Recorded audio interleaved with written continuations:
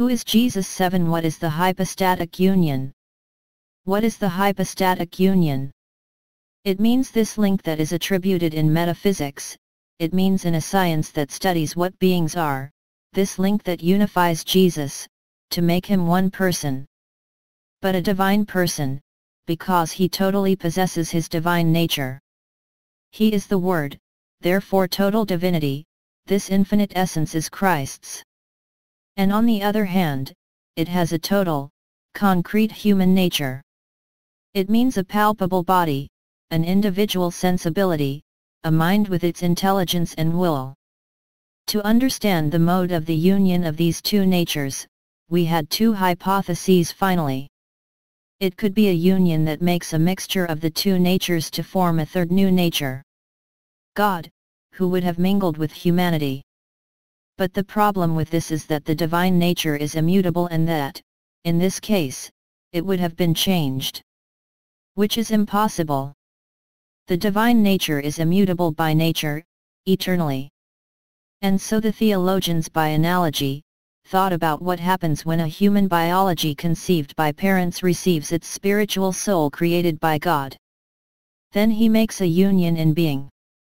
It can be said that there comes from it a unified being, which possesses this animal nature, with biology, with sensitivity, to form a single person with this God-created spirit, and the two are united by vital links which obviously that the psychology of the child will begin to obey, to his spiritual life, more or less. But what makes these two natures a single being? Well, it's a hypostatic union.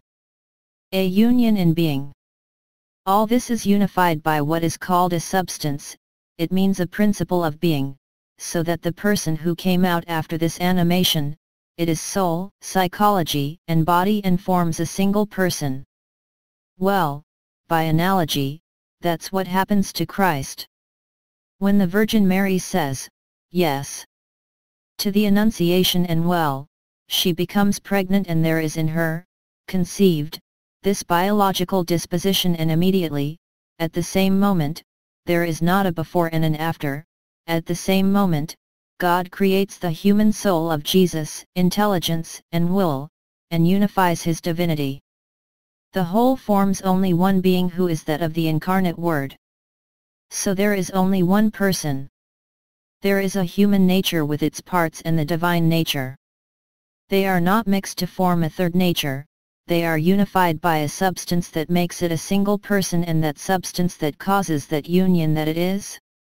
Is it the human soul of Christ? Not of course.